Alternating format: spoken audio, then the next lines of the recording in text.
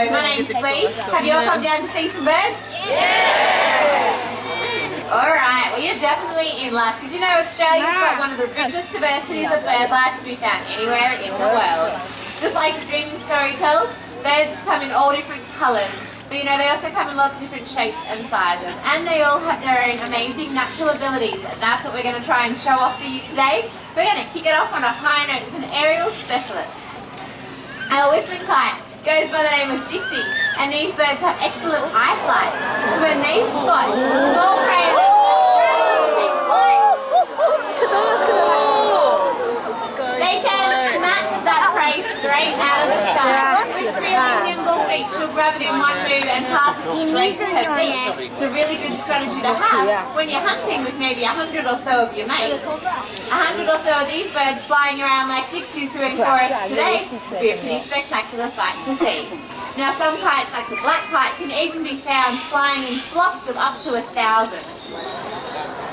It's a lot of big ground. Looks like she's actually carrying that treasure with her today.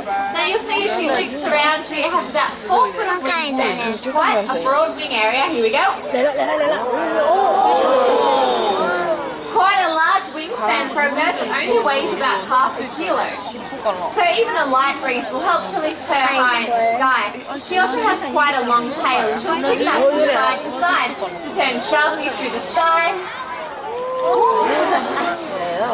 Catching those grasshoppers, but also catching things like small birds. They're a very quick little predator and a very opportunistic scavenger too, found in large numbers around places like ticks where there's lots of easy meals lying waiting on the ground for them. We've got one last piece for you, Dixie. As you head on the back, here we go. Just like it was on cue, she's more than happy to come to ground to find a little meal lying there waiting for her. What do you reckon? You're going to check out a few of those drinks as well? Nothing for you in the front row, my dear. Okay, you can take off, gain a bit more height. Well, she didn't quite get herself a perfect score, but Dixie is one of the stars down here at the bird show and she's a bit of a diva. So we're going to have her do one last thing and that's come on out to take a bow. Catch you later, Dixie.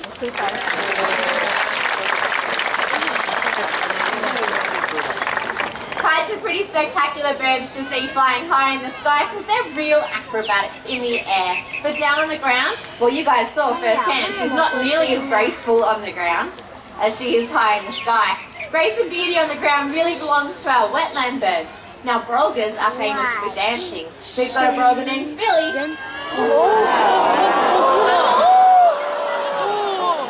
Taking out the crowd on this side. Joining us there with 2 meters worth of wings and some very long landing gear. Brolgas, as I said, are famous for dancing, and that's a natural behaviour that they'll do, both to attract a mate as well as to defend a patch of ground. Now, Aboriginal dreaming teaches that the very first brolgas came around because there was a young girl who was a beautiful dancer, until a jealous spirit turned that girl into a bird. But even as a bird, she found she was able to dance. The long legs do also help her when she's wandering around in the wetlands, looking for things like fish, insects or yabbies to eat. And you'll notice there's a bright red patch on the back of her head, which lets us know that she's all grown up and on the lookout for a special friend. That's one more thing having 6 long legs is good for. Good luck with that one, girl. There are 15 different species of crane found right around the world. We're quite lucky to have 2 of them right here in Australia, both the brolga as well as the Saris crane. But with over 50 different species of parrots, we've long been the land of the parrots. Now you probably know those cheeky sulphur-crested cockatoos. They're everywhere, but don't forget about these stunning black cockatoos. This is Geary. He's a male red-tailed cockatoo. The name Geary means red. Let him show off that tail. And he's nice and close. People are very closely linked to parrots. Some species like galahs and corellas, they've thrived around us, taking advantage of new food and water resources. Sadly though, some of the black cockatoos are really not doing so well, and it's largely because of human action. The forest red-tail is just one step away from being endangered, and the Carnaby's cockatoo in WA is already endangered. And I agree, little buddy, that's very upsetting, isn't it? Horrible news to hear.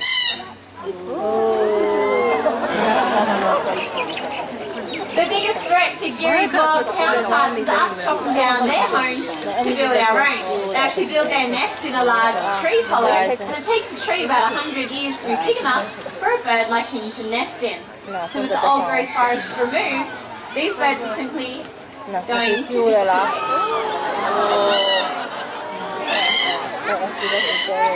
But not without making a bit of a racket. With those stunning loud calls and striking bright colours, the cockatoos I think are an excellent symbol of our submarine country.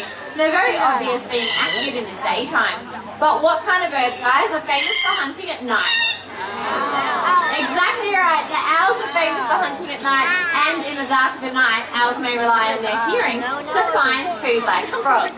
Now we're actually going to put our barn owl's hearing to the test today, and to do that, I've got the sound of some frogs right here. What I'm going to do is hide the frog call to a nice little treat behind one of the two rocks on stage. Our barn owl's going to come down, find the treat by listening for the calls. To choose the rock, I'm going straight to the middle. How are you? What's your name? Jessie, it's good to meet you, Jessie. Now you get to choose the hiding spot today, so we're all playing fair. Oh, you already know you want to go with that one? All right, thank you very much. How about a nice big round of applause for Jessie, everybody? Frogs are chirping. There's a treat there for Marion, our barn owl. She's up behind you heads. Let's see how she goes as she comes down to find some lunch.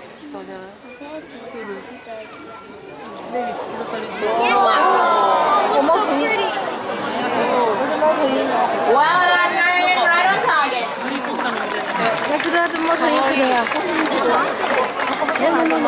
She can lock onto that prey before ever spotting it. These owls do have such good hearing, they can find dinner just by listening out for it.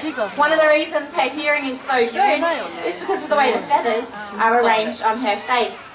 That disc shape works just like the outside parts of our ears. It catches the sound and funnels it right back into her ear holes. She's got an ear on either side just like us, but just like Jessie, her ears are lopsided. And that means the sound doesn't get to both at the same time. But as she twists and turns her head, she can balance out the difference and pinpoint exactly where her prey are moving. When you are listening out for your dinner though, it pays to fly nice and quietly, so you can hear where it's off to if it tries to get away. She can fly nearly silently. She has very special soft feathers that muffle the sound as her wings beat through the sky. Let's put that to the test. You guys listen up and tell me if you hear anything as Marion heads on home. Pretty quiet, isn't she? Wouldn't want to be a mouse with her around. Now, what time of day do we say the owls like to hunt? Nighttime. Exactly, they are the most famous and obvious of the nighttime hunting birds. A lot of people, though, are surprised to hear that more than half of all your world's owls are regularly found active in daylight hours. They can be seen hunting first thing in the morning, last in the afternoon, and even in the middle of the day. The most obvious of the daytime hunting owls in Australia is the barking owl. Our barking owl's name is Herbie. You're going to get a nice close look at him. It looks like right over the tops of your head. Please stay nice and still, guys. We appreciate how fast these birds can be. The reason he's active in the daytime is because that's when his favourite prey are out and about. Here we go.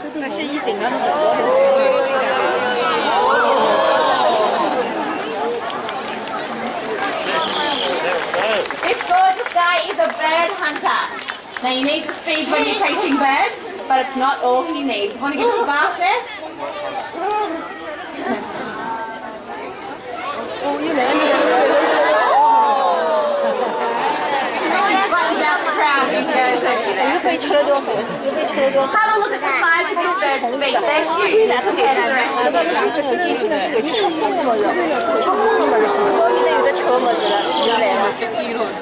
Now these big feet help him catch birds up to the same size as himself. So something like a sulphur-crested cockatoo, a tawny frogmouth, kookaburras, they could all be on the menu for this beautiful little predator. Beautiful. You can see the brown and grey and white in his feathers helps him to blend into a woodland habitat, so those birds aren't even going to know he's coming.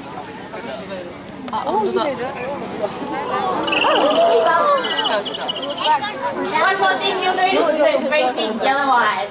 Eyes that take up 3/4 of the space in Herbie's head. If we had eyes as big as that in our heads, well they'd be like softballs jammed into your skull. It wouldn't leave you any space for the muscles that we use to move our eyes around. His eyes are fixed in place, but have a look, he can turn his whole head 3/4 of the way around, and even upside down. He has extra neck bones compared to us, and that makes his neck super flexible, helping him swallow all the birds he likes to eat, as well as pest species, things like rats and mice. He's done a great job. Thanks for your help, Catch you later, Herbie.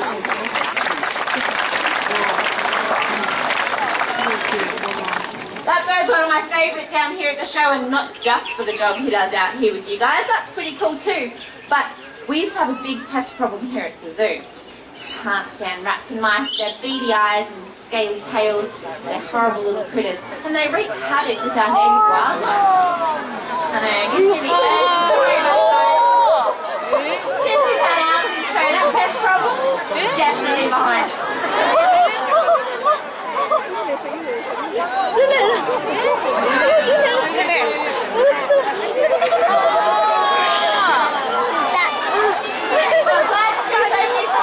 You guys really love those owls, don't you?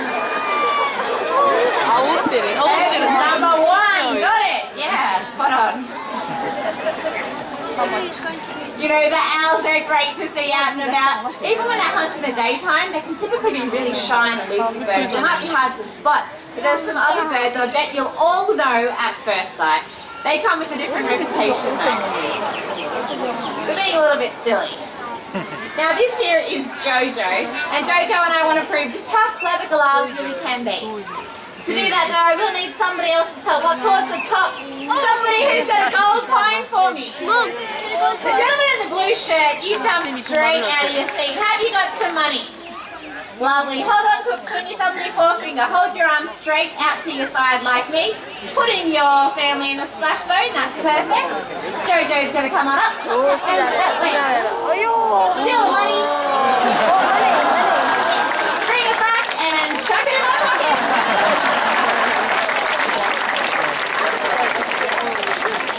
Good job, Jojo.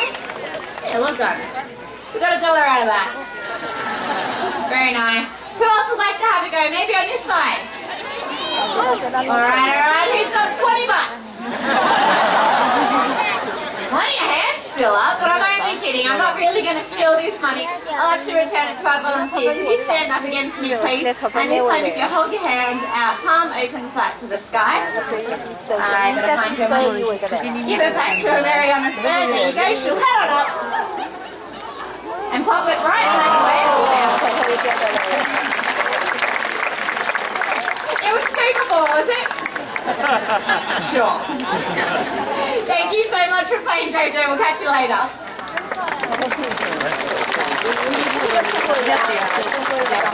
I don't know who's cheekier, Angela or our volunteer.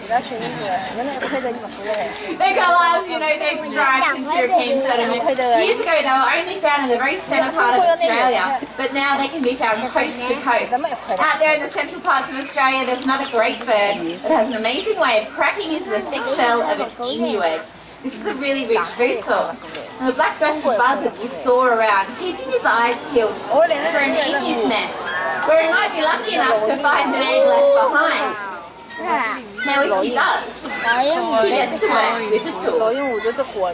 Now this is Slammer, this is her rock, and she'll show you how she gets her name. And she picks it up, heads on over and anticlimax. Boom! That was what we wanted to see, her slamming it on down. Now she's going to be able to rip in with her feet and beak by the look of it today, but I want you to get to see that behaviour again, because this is a completely natural behaviour. It's not strictly taught her how to do. Go back to your rock, it's a lot funnier. That one. Yes. There's the rock, pick it up.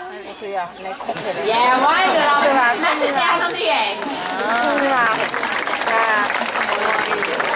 如果出门大家想补充的。